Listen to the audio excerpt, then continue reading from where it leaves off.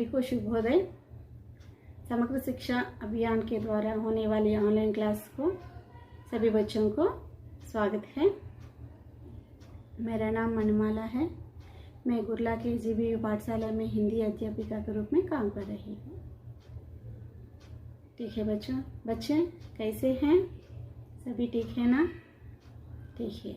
आज हम 10वीं कक्षा के तीसरा पाठ हम भारतवासी, इस पाठ का प्रश्नोत्तर और भाषा की बात में होने वाले कुछ व्याकरणांशों के बारे में चर्चा करेंगे। ठीक है ना बच्चों? ठीक है। आपके पास पाठ्य पुस्तक है तो खोलकर एक बार देखिए और उत्तर पुस्तिका में प्रश्नों का उत्तर भी लिखने की कोशिश करो। ठीक है बच्चों? देखिए व्याकरणांश भी अच्छी तरह उत्तर पुस्तिका में लिखिए। ठीक है। हमारा पाठ का नाम क्या है? हम भारतवासी। हम भारतवासी। और इस पाठ में होने वाली अभिव्यक्ति सृजनात्मकता में दिए गए प्रश्नोत्तरों को हम सब लिखेंगे। और में देखिए एक बार इन प्रश्नों के उत्तर 3-4 पंक्तियों में लिखिए। इन प्रश्नों के उत्तर 3-4 पंक्तियों में लिखिए। इसमें दो मार्क्स प्रश्न है। इसमें यहाँ అంటే ఈ ప్రశ్నలకి 3 లేదా 4 వాక్యాల్లో మీరు జవాబులు రాయాలి.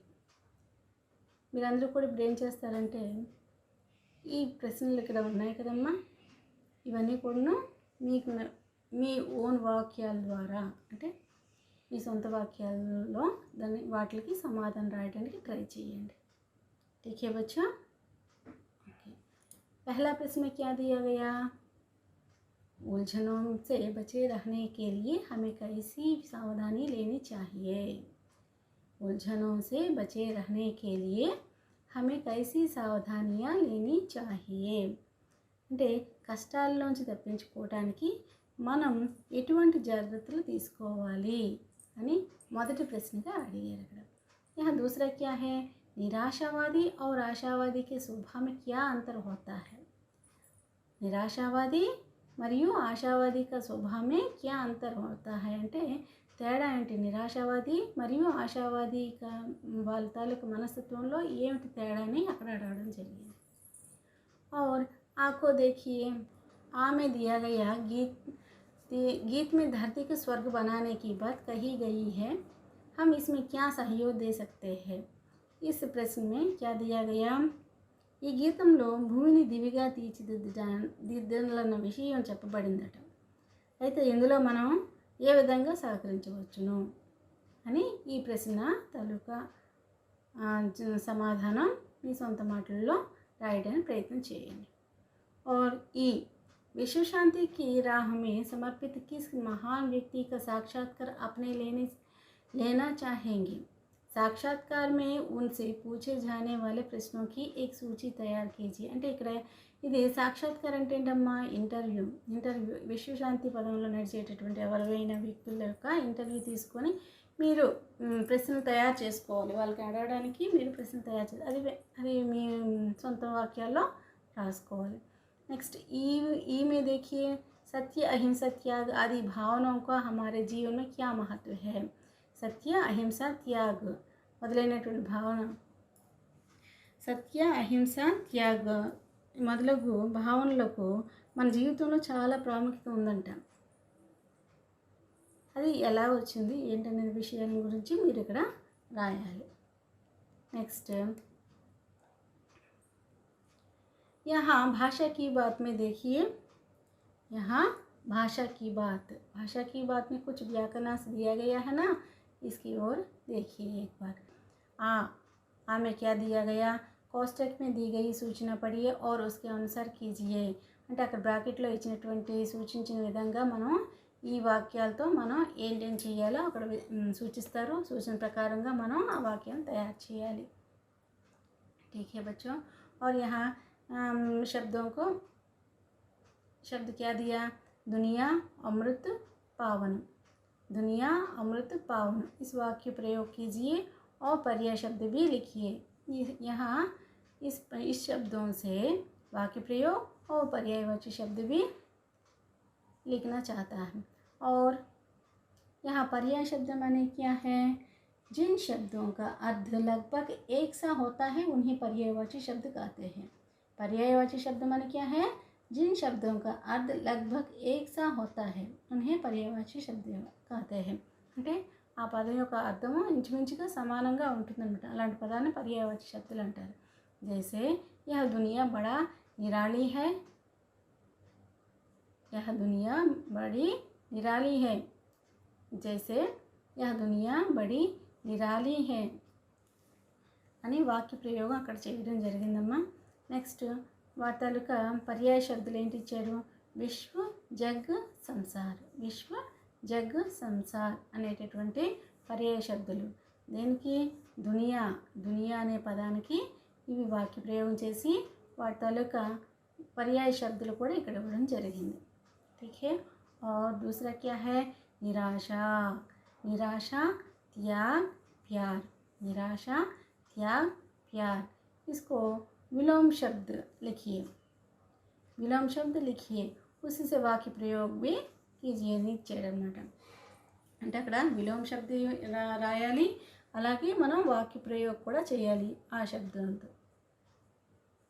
और जैसे निराशा और आशा, निराशा और आशा यह क्या है? विलोम शब्द है। विलोम शब्द माने क्या है? एक दूसरे के बिल्कुल उल्टे अर्थ वाले शब्द विपरीतार्थ या विलोम शब्द कहलाते हैं। ठीक है बच्चों, विलोम शब्द माने क्या है? एक दूसरे के बिल्कुल उल्टे अर्थ वाले शब्द विपरीतार्थ या विलोम शब्द कहलाते हैं, इसको विलोम शब्द कहते हैं। इसमें और हमें जीवन में आशा बढ़ानी चाहिए, हमें जीवन में आशा बढ़ानी चाहिए అని అక్కడ వాక్య ప్రయోగం కూడా చేయడం జరిగిందన్నమాట। నెక్స్ట్ तीसरा क्या दिया गया? खुशी बगीचा भावना, खुशी बगीचा भावना। ఇక్కడ మూడు పదాలు ఇస్తున్నారు కదమ్మా। 3 शब्दों को यहाँ दिया गया है। यह एक शब्द से उदाहरण के जैसे यहाँ दिया गया है। बाकी शब्दों से आप सभी तैयार कीजिए। ठीक है बच्चों, वाक्यों को तैयार कीजिए। खुशी बगीचा भावना, वचन बदलिए, वाक्य प्रयोग कीजिए। यहाँ यहाँ कैसे दिया गया? खुशी बगीचा भावना, इसको वचन बदलकर वचन बदलिए, वाक्य प्रयोग कीजिए। वचन माने क्या है? वचन माने एक ही संख्या को एक वचन और एक से अधिक को बहुवचन कहते हैं। एक ही संख्या को एक वचन और एक से अधिक को बहुवचन कहते हैं वचन। जैसे यहाँ खुशी, खुशी और खुशियाँ, खुशी అంటే खुशी का बहुवचन అంటే खुशियाँ। बच्चों को खेलों से बहुत सारी खुशियाँ मिलती है। పిల్లలు ఆడుకున్నప్పుడు ఎంత సంతోషపడిపోతారో అని చెప్పుకొస్తున్నారు। ఖుషి అంటే సంతోషం కదమ్మా, సంతోషం खुशियाँ। बच्चों को खुशियों खेलों से बहुत सारी खुशियाँ मिलती है। పిల్లలు ఆటలాడుకునేటప్పుడు ఎంతో आनंदम పొందుతారని చెప్పుకొచ్చారు। नेक्स्ट आ में देखिए, आ में क्या दिया गया है? सूचना पढ़िए और उसके अनुसार कीजिए। అక్కడ సూచించినటువంటి విధంగా చదవండి, అలాగే దానికి అనుగుణంగా అక్కడ ఏంటి ఇచ్చాడో దానికి అనుసారంగా తయారు చేయాలన్నమాట। పవను పావను నిరాశ, पवन पावन निराशा। इस 3 शब्दों को क्या करना चाहता है? संधि विच्छेद कीजिए। संधि विच्छेद करना यहाँ दिया गया है। संधि माने क्या है? 2 ध्वनियों या वर्णों के परस्पर मेल हो संधि कहते हैं। 2 ध्वनियों या वर्णों के परस्पर मेल हो संधि कहते हैं। इसमें संधि विच्छेद करना आवश्यक है। यहाँ दूसरा क्या है? भारतवासी, भारतवासी और जीवन ज्योति। भारतवासी जीवन, दो शब्दों का क्या करना चाहता है? समास पहचानिए, समास पहचानिए। इसका दो शब्दों का समास किया है। समास ఏంటో గుర్తించి రాయాలని చెప్పారు। समास माने क्या है? दो या दो से अधिक शब्दों के बीच की विभक्ति हटाकर उन्हें मिलाकर संक्षिप्त शब्द बनाने की प्रक्रिया को समास कहते हैं। समास माने क्या है? दो या दो से अधिक शब्दों के बीच की विभक्ति हटाकर उन्हें मिलाकर संक्षिप्त शब्द बनाने की प्रक्रिया को समास कहते हैं। इस समास में भारतवासी और जीवन ज्योति कि किस तरह समास है पहचान कर लिखिए, सभी सोच कर लिखिए। और यहाँ ई में दी गई इन्हें समझिए इन्हें समझिए और वाक्य प्रयोग कीजिए। इन्हें समझिए और वाक्य प्रयोग कीजिए, इस तरह कहा। और ఖుషి అంటే ఏంటమ్మా? సంతోషం చెప్పుకున్నాం కదా। సంతోషం అనేటువంటి పదాన్ని ఇక్కడ చూడండి, एक खुशी और खुशियाँ और खुशियों में, खुशी खुशियाँ खुशियों में। ఏకవచనం అయితే ఖుషి అయింది, బహువచనం అయితే ఖుషి అయింది। ఇక్కడ ఖుషియో అని ఎందుకైంది? ఇక్కడ కారక చిహ్నం వచ్చింది కాబట్టి ఇక్కడ యోగా మారింది। ఇక్కడ కారక చిహ్నం వచ్చింది కాబట్టి ఇక్కడ యోగా మారి खुशियों అయిందన్నమాట। ठीक है, इस भी सोच कर लिखिए। और ई में क्या दिया गया? नीचे दिए गए उदाहरण समझिए, उनके अनुसार दिए गए वाक्य बदलिए। ఇక్కడ ఇచ్చినటువంటి ప్రశ్న ఏంటి? ఇక్కడ ఉదాహరణ ఇచ్చామమ్మా, దాని అనుసారంగా ఈ వాక్యాలన్నీ కూడా తయారు చేయమని ఇచ్చాడు। ఏంటో వాక్యం? भटक रहे जो जीवन पद से उनको राह दिखाएंगे और दिखाते रहेंगे और दिखा चुकेंगे और दिखाए। इस तरह 4 వాక్यों को इस तरह लिख लिया है। భవిష్యత్ కాలంలో ఎన్ని రకాలు ఉన్నాయో అవి చెప్పుకున్నాం కదా, దాన్ని బట్టి మీరు ఆలోచించి రాయండి। నెక్స్ట్ అది ఆ వాక్యంతో వాళ్ళు రాశారు। నెక్స్ట్ మీ आप क्या करेंगे? उलझन में उलझे लोगों को तथ्यदीप समझाएंगे। इस वाक्य से आप सभी लिखना आवश्यक है। ठीक है, और दूसरा क्या है? कविता में आए मुहावरे पहचानिए और अर्थ लेकर वाक्य प्रयोग कीजिए। ఈ కవితలో ఏంటంటే मुहावरा వచ్చాయో, मुहावरा అంటే ఏంటమ్మా? किसी बात को बोलचाल की भाषा में सीधे ढंग से ना कहकर एक खास तरीके से कहा जाता है, जिसका अर्थ अक्सर छिपा होता है। भाषा को सुंदर बनाने के लिए मुहावरा का प्रयोग किया जाता है। मुहावरा का अर्थ क्या है? और एक बार, किसी बात को बोलचाल की भाषा में सीधे ढंग से ना कहकर एक खास तरीके से कहा जाता है, जिसका अर्थ अक्सर छिपा होता है। भाषा को सुंदर बनाने के लिए मुहावरों का प्रयोग किया जाता है। ठीक है, एक बार देखिए बच्चों, अपने अपने उत्तर पुस्तिका में लिखिए। आ में क्या दिया गया? इन प्रश्नों के उत्तर 3-4 पंक्तियों में लिखिए। उलझनों से बचे रहने के लिए हमें कैसी सावधानियां लेनी चाहिए? उलझनों से बचे रहने के लिए हमें कैसी सावधानियां लेनी चाहिए? ठीक है बच्चों, ఈ ప్రశ్న తాలూకు అర్థం ఏంటంటే కష్టాల్లోంచి తప్పించుకోవటానికి మనం ఎటువంటి జాగ్రత్తలు తీసుకోవాలని అక్కడ మనకు ప్రశ్న ఇచ్చాడు। దానికి సమాధానం ఏంటి రాస్తామంటే,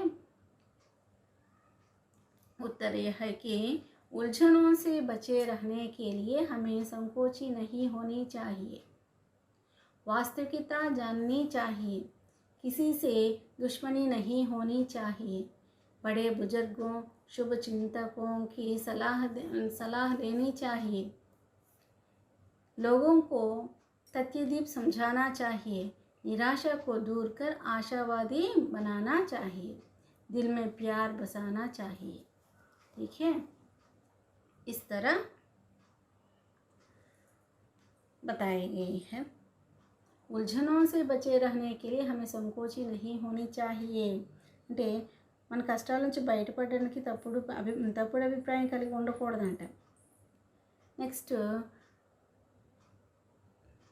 వాస్తవికత జాన్ని చాహియే. వాస్తవికత అంటే వాస్తవాన్ని తెలుసుకోవాలి, వాస్తవికతని తెలియచెప్పాలి, వాస్తవాన్ని నిజమేంటో తెలుసుకోవాలి. కిసి కిసి దుష్మని నహీ హోనీ చాహియే. ఎవరితో కూడా శత్రుత్వము పెంచుకోకూడదు. బడే బుజుర్గో శుభచింతకోంకి సలహా లేని చాహియే. బడే బుజుర్గో అంటే ఎవరు? పెద్దలు. మనం అలాగే శుభచింతకం అంటే ఎవరు?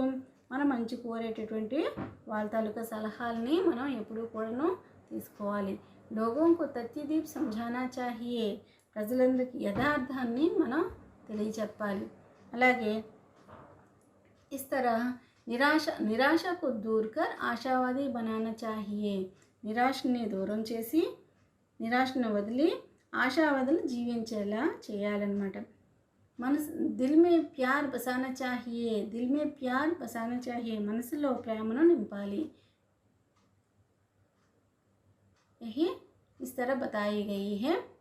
उलझनों से बचे रहने के लिए हमें कैसी सावधानियाँ लेनी चाहिए. इस प्रश्न का उत्तर यह है. ठीक है बच्चों, ध्यान से देखकर सुनकर ठीक तरह लिखिए अपने उत्तर पुस्तिकाओं में. ठीक है. निराशावादी और आशावादी के स्वभाव में क्या अंतर होता है? निराशावादी और आशावादी के स्वभाव में क्या अंतर होता है అంటే ఆశావాదులు నిరాశావాదుల మధ్యన, నిరాశావాదులు మరియు ఆశావాదులు మనుషుల తాలూకా స్వభావాల్లో ఎలాంటి తేడా ఉంటుందని అడుగుతున్నారు అనమాట. నిరాశావాది మరియు ఆశావాది మనుషుల స్వభావాల్లో ఎటువంటి భేదం ఉంటుందని అడుగుతూ ఉన్నారు ఈ ప్రశ్నలో. यह प्रश्न को उत्तर यह है कि निराशावादी हमेशा निराशा ही रहता है. నిరాశావాది హమేషా నిరాశ హీ रहता है. నిరాశావాది ఎల్లప్పుడూ కూడా నిరాశతోనే ఉంటాడు. उसमें विश्वास की भावना नहीं रहती है. उसमें विश्वास की भावना नहीं रहती है. తన మీద తనకి నమ్మకం ఉండదన్నమాట. ఎప్పుడు కూడా అదృష్టం మీద ఆధారపడి ఉండేటటువంటి అతను నిరాశావాది అని అంటారు అన్నమాట. उत्साहित होकर काम करने की भावना नहीं रहती है.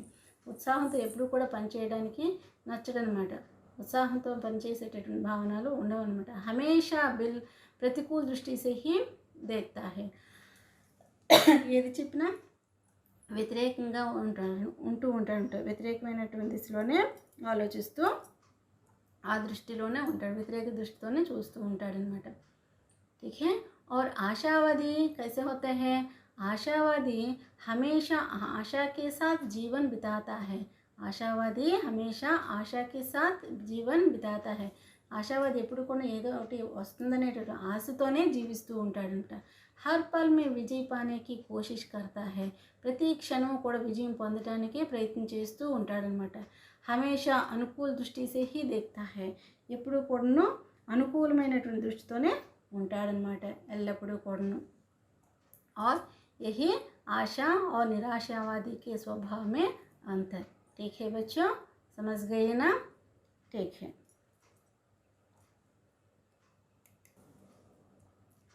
ठीक है बच्चों, में क्या दिया गया है? गीत में धरती को स्वर्ग बनाने की बात कही गई है.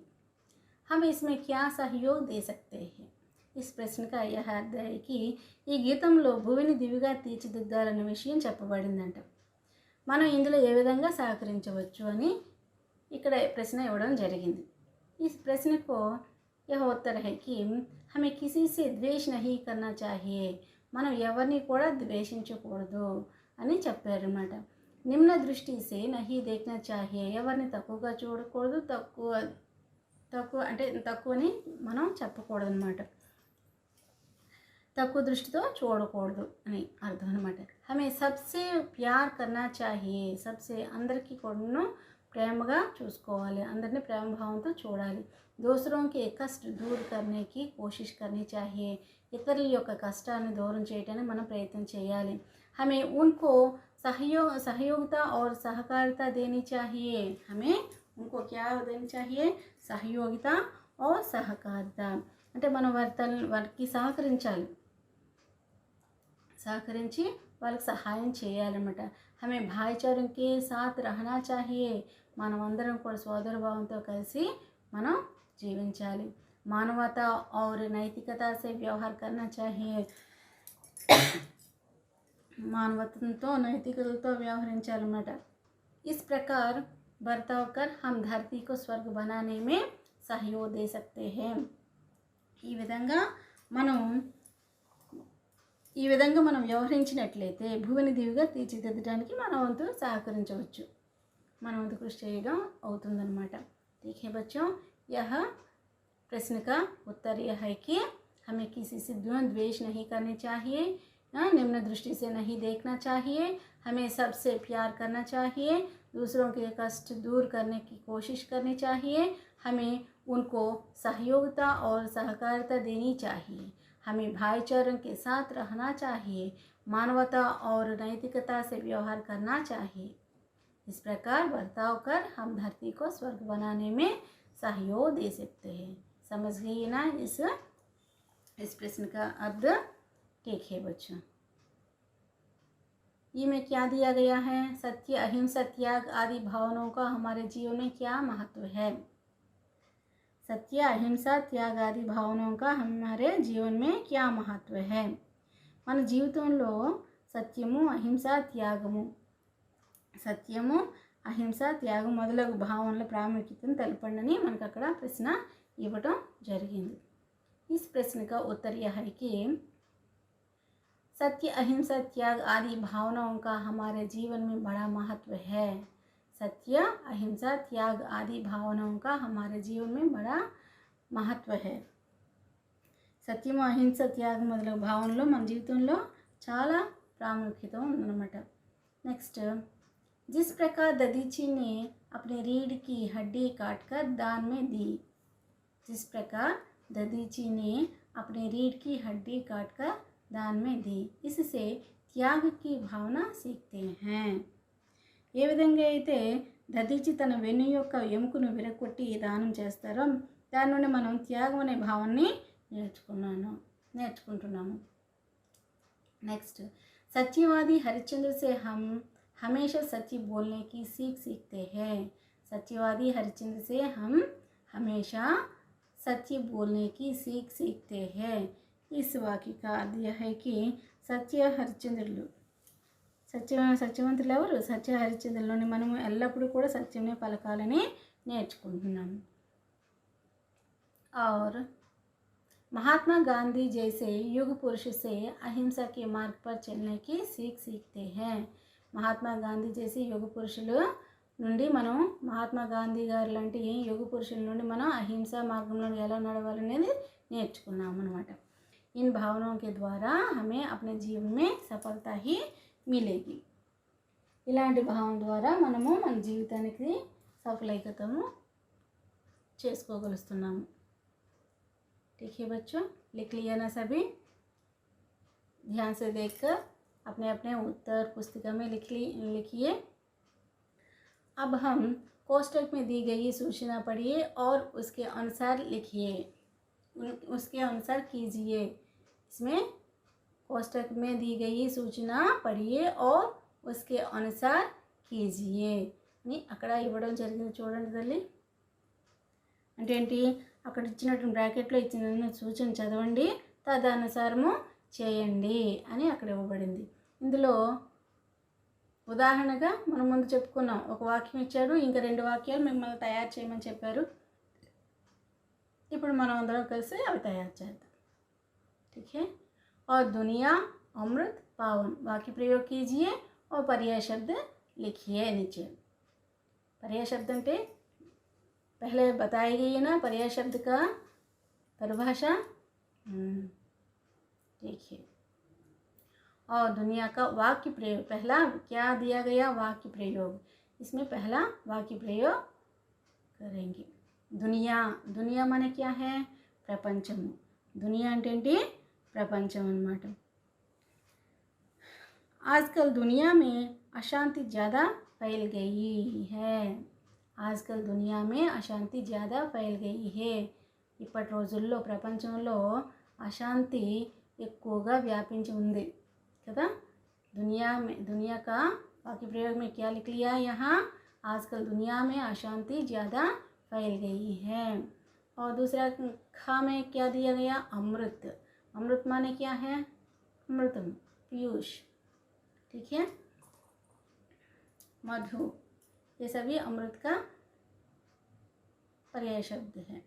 और यहाँ अमृत से वाक्य प्रयोग, विष्णु ने मोहिनी रूप में देवताओं को अमृत पिलाया। विष्णु ने मोहिनी रूप में దేవతాओं को अमृत पिलाया। విష్ణుమూర్తి మోహిని రూపం ధరించి దేవతలకి అమృతాన్ని తాగించారని మనం ఇక్కడ వాక్యం రాసుకున్నాం। ठीक है, इसका वाक्य प्रयोग इसी तरह लिख लिया। और यहाँ गा में क्या दिया गया, पावन। पावन, भारत पावन देश है। पावन माने क्या है, पवित्र। पावन माने क्या है, पवित्र। भारत पावन देश है, भारत देशము పవిత్రమైనటువంటి देशमु। ठीक है, लिख लिया ना सभी। देखिए,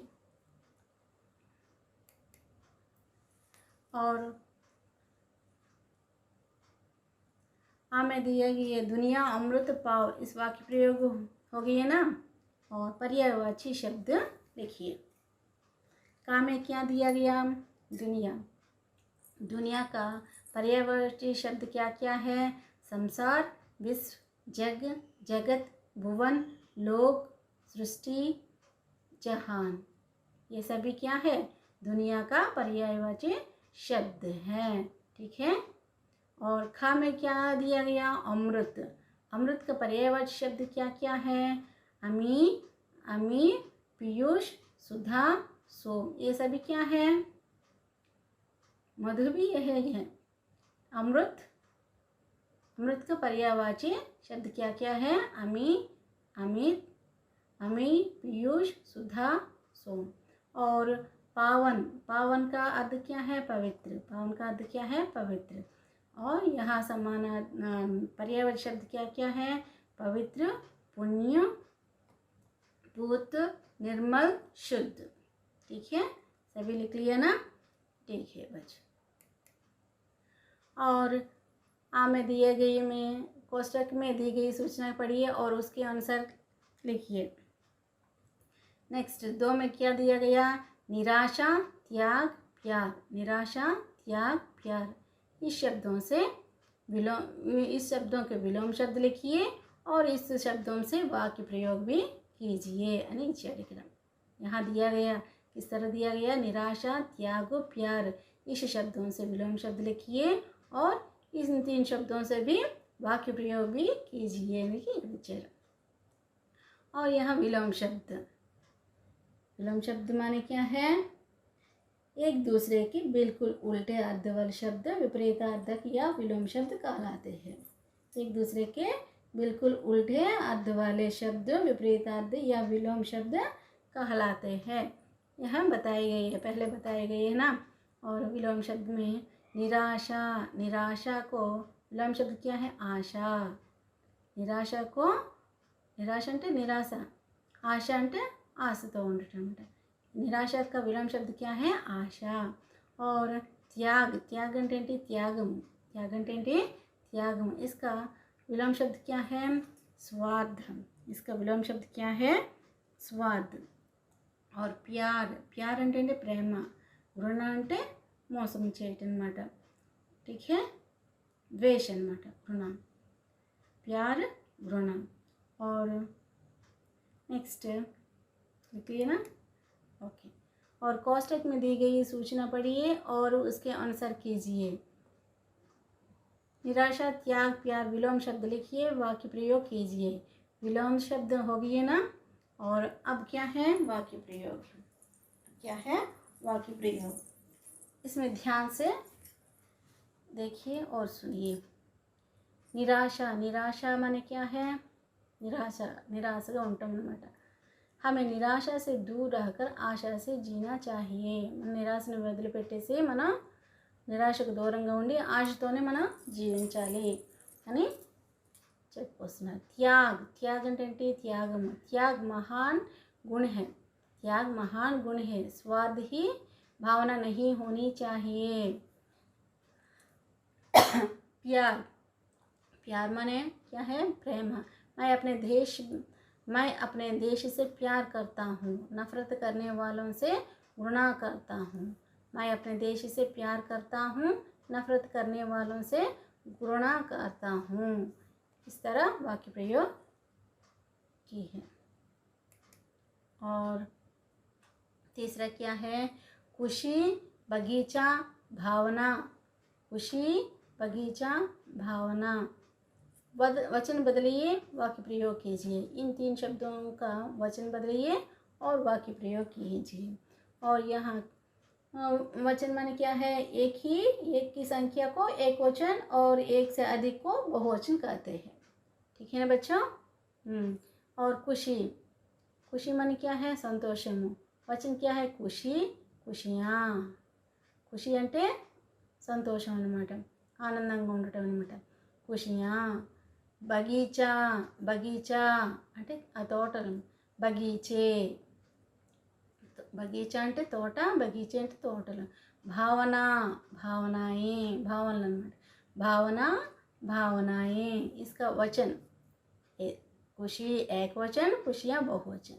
बगीचा एक वचन, बगीचे बहुवचन। और भावना एक वचन, भावनाएं बहुवचन। और बाद में क्या बताई गई? वाक्य प्रयोग कीजिए। और वाक्य प्रयोग, अब वाक्य प्रयोग। खुशी, अच्छे अंक पाने पर घर के लोग खुशियाँ मनाते हैं। మంచి మార్కులు వచ్చినట్లయితే ఇంట్లో ఉన్న వాళ్ళందరూ కూడా చాలా సంతోషంతో గడుపుతారనమాట. నెక్స్ట్ సంతోషంతో చేస్తారు. నెక్స్ట్ బగీచా. బగీచా అంటే ఏంటి? తోట. బగీచా అంటే తోట. బగీచే మే పేడ్ పౌదే అది జ్యాదా హోతే హే. బగీచా అంటే ఏంటి? ఆ తోటలో పేడ్ పౌదే, చెట్లు మొక్కలన్నీ కూడా ఎక్కువగా ఉంటాయన్నమాట. భావన. భావన అంటే ఏంటి? हमें राष्ट्रीय भावनाएं होनी चाहिए. हमें రాష్ట్రీయ భావనలు మనలో ఉండాలని, దేశభక్తి సంబంధించినటువంటి భావనలన్నీ ఉండాలని వస్తున్నారంట, ఉండాలి అని కోరుకుంటున్నారు. ठीक है, लिख लिया ना सभी बच्चों? ध्यान से देखकर सुनकर अच्छी तरह लिखिए, अपने अपने उत्तर पुस्तिका में लिखिए। और यहाँ आ में क्या दिया गया? सूचना पढ़िए और उसके अनुसार लिखिए, उसके अनुसार कीजिए। सूचना पढ़िए और उसके अनुसार कीजिए। इसमें पहला क्या है? पवन, पावन, निराशा। पवन, पावन, निराशा। संधि विच्छेद कीजिए అని ఇక్కడ ఇవ్వడం జరిగింది. यहाँ संधि विच्छेद कीजिए। संधि माने क्या है? दो ध्वनियों या वर्णों के परस्पर मेल हो संधि कहते हैं। संधि माने क्या है? दो ध्वनियों या वर्णों के परस्पर मेल हो संधि कहते हैं, पहले बताई गई है। और पवन का संधि विच्छेद करना। पवन का संधि विच्छेद कैसे करेंगे? पो प्लस अन पवन। और पावन शब्द का संधि विच्छेद पौ प्लस अन।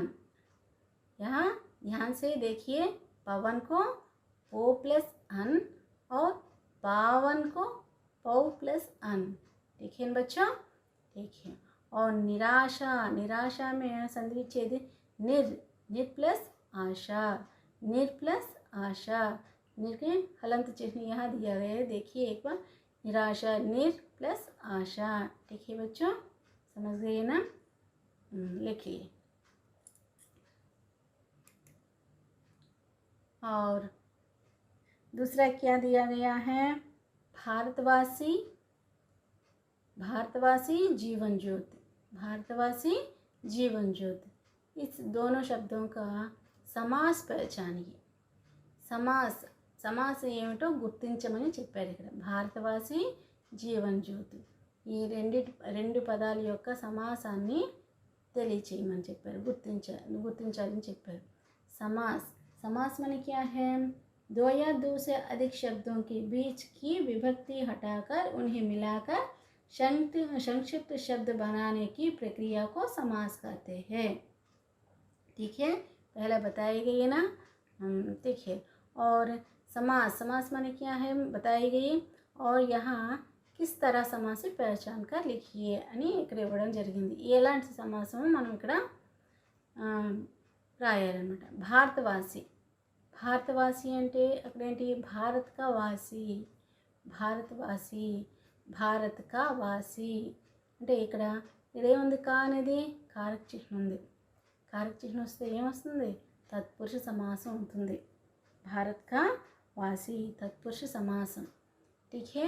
जीवन ज्योत, जीवन ज्योत, जीवन की ज्योत, जीवन की ज्योत, यहाँ भी की आई है ना, तत्पुरुष समास కింద వచ్చిందన్నమాట. ठीक है. यहाँ समास का जीवन ज्योत, भारतवासी, भारत का वासी तत्पुरुष समास, और जीवन ज्योत, जीवन की ज्योत तत्पुरुष समास. ठीक है बच्चों, लिख लिया ना. नेक्स्ट ई को एक बार देखिए. ई में क्या दिया गया, नीचे दिया गया उदाहरण समझिए उसके अनुसार दिए गए वाक्य बदलिए. नीचे दिए गए उदाहरण समझिए उसके अनुसार दिए गए वाक्य बदलिए. కింద ఇచ్చినటువంటి ఉదాహరణలు గ్రహించి తదనుసారం వాక్యాలను మార్చండి అని అన్నారు. వాక్యాలు ఎలా మార్చుకున్నారు ఇక్కడ చూడండి. भटक रहे जो जीवन पद से उनको राह दिखाएंगे, दिखाते रहेंगे, दिखा चुकेंगे, दिखाएं. ఈ ఏంగే ఉన్నదంటే ఇక్కడ ఏంటి, ఇక్కడ భవిష్యత్ కాలంలో ఈ వాక్యం ఉంది, భవిష్యత్ కాలంలో ఈ వాక్యం ఉందని మనకి ఇక్కడ తెలుస్తుంది. అయితే వర్తమాన కాలంలో అంటే ఏంటది, जो समय चला रहा है उसे वर्तमान कहते हैं. సమయం నడుస్తుంది అనుకోదని వర్తమాన కాలం అంటాం. అలాగే బీతే హుయే సమయకు భూతకాల్ కాతే హే, భూతకాలం అని చెప్పుకుంటాం అంటే జరిగిపోయినటువంటి సమయం. బీతే హుయే సమయకు భూతకాల్ కాతే హే. आने वाले समय को भविष्यत काल कहते हैं, आने वाले समय को भविष्यत काल कहते हैं. ठीक है. यहाँ इस वाक्य किस काल में है, भविष्यत काल में है. भविष्यत काल के कितने प्रकार हैं, 4 प्रकार है. सामान्य भविष्यत्व, तात्कालिक अपूर्ण भविष्यत्व और पूर्ण भविष्यत्व, संभाव्य भविष्यत्व. इसमें क्या आएंगे, भटक रहे जो जीवन पद में से उनको राह दिखाएंगे, सामान्य भविष्यत काल में है. और भटक रहे जो जीवन पद से उनको राह दिखाते रहेंगे, तात्कालिक और अपूर्ण भविष्यत्व काल. नेक्स्ट भटक रहे जो जीवन पद से उनको राह दिखा चुकेंगे, पूर्ण भविष्यत्व, पूर्ण भविष्य. और भटक रहे जो जीवन पद से उनको राह दिखाएं, संभाव भविष्य. ठीक है बच्चों. इस तरह और एक वाक्य यहाँ दिया गया है, इस तरह लिखने के लिए कोशिश करो. उलझन में उलझे लोगों को तरतीब समझाएंगे. ये इस वाक्य भी किस काल में है, किस काल में है, भविष्यत काल में भी है ना. ठीक तरह. ठीक है. और यहाँ भविष्यत काल में इस वाक्य को इस तरह लिखेंगे हम सब. ठीक है ना. लिखिए सभी. उलझन में उलझे लोगों को तथ्यदीप समझाएंगे, सामान्य भविष्य. उलझन में उलझे लोगों को तथ्यदीप समझाते रहेंगे, तात्कालिक अपूर्ण भविष्य. उलझन में उलझे लोगों को तथ्यदीप समझा चुकेंगे, पूर्ण भविष्य. उलझन में उलझे लोगों को तथ्यदीप समझाएं, संभाव्य भविष्य. और यहाँ कविता में आए मुहावरे पहचानिए और वाक्य प्रयोग कीजिए. ये में दिया गया है ना, एक बार पढ़िए बच्चों सभी. कविता में आए मुहावरे पहचानिए और वाक्य प्रयोग कीजिए. ఈ కవితలో ఇచ్చినటువంటి జాతీయాలు, ముహావర అంటే ఏంటి, జాతీయాలకి గుర్తించండి, అలాగే దాని తాలూకా అర్థం కూడా రాయండి అని అక్కడ ఇవ్వటం జరిగింది. राह दिखाना, राह दिखाना माने क्या है, रास्ता दिखाना. राह दिखाना माने क्या है, रास्ता दिखाना. वाक्य प्रयोग में क्या दिया गया, अध्यापक बच्चों को ज्ञान की राह दिखाते हैं. अध्यापक बच्चों को ज्ञान की राह दिखाते हैं, दाరి చూపించడం అన్నమాట. राह दिखाना అంటే ఏంటి, దారి చూపించడం. అధ్యాపक बच्चों को ज्ञान की राह दिखाता है. అధ్యాపक అంటే ఎవరు, టీచర్స్, ఉపాధ్యాయులు పిల్లలకి జ్ఞానవంతమైనటువంటి జ్ఞానంతో మంచి జ్ఞానాన్ని ఇచ్చి వాళ్ళకి దారి చూపిస్తారని ఇక్కడ ఇవ్వడం జరిగింది. వాక్య प्रयोग और पावन धाम बनाना, दूसरा क्या है पावन धाम बनाना, दूसरा क्या है पावन धाम बनाना అంటే తీర్థ స్థల్ బనానా, పవిత్ర స్థలంగా తయారు చేయటం. పావన్ ధామ్ బనానా అంటే పవిత్ర స్థలంగా తయారు చేయటం, తీర్థ స్థल बनाना. और वाक्य प्रयोग में क्या दिया गया, हम दुनिया को पावन धाम बनाना चाहते हैं, हम दुनिया को पावन धाम बनाना चाहते हैं, మేము ప్రపంచాన్ని పవిత్ర స్థలంగా తయారు చేయాలనుకుంటున్నాము అని చెప్తున్నారు. హంస అందరము కూడాను. అమృత రస సరసాన, అమృత రస సరసాన ప్రేమికి భావన జగాన అంటే ప్రేమతో నిండినటువంటి భావనలో మేల్కొల్పజేయటం అనమాట. వాక్య ప్రయోగం హమే లోగో మే అమృత రస సరసాన, ప్రజల్లో ప్రేమ భావం పెంపొందించే విధంగా చేస్తామని తెలియజెప్తున్నారు ఇక్కడ. అమృత రస సరసాన ప్రేమకి భావన జగాన, ప్రజలందరిలో ప్రేమ భావాన్ని పెంపొందించే విధమైనటువంటి పనులు మనం చేయాలి. विश्वास जगाना, विश्वास जगाना माने यकीन दिलाना, विश्वास जगाना यकीन दिलाना. मुझे अपने दोस्तों में विश्वास जगाना है, ना మా స్నేహితులు అంటే నాకు చాలా నమ్మకం ఉంటుంది. యకీన్ దిలానా అంటే నమ్మకం అనమాట. मुझे अपने दोस्तों में विश्वास जगाना है. ठीक है बच्चों, यही लिख लिया ना सभी, ठीक तरह लिखो. अर्थ भी समझ गए ना. ठीक है बच्चों. और यहाँ परियोजना कार्य के बारे में बताऊंगी.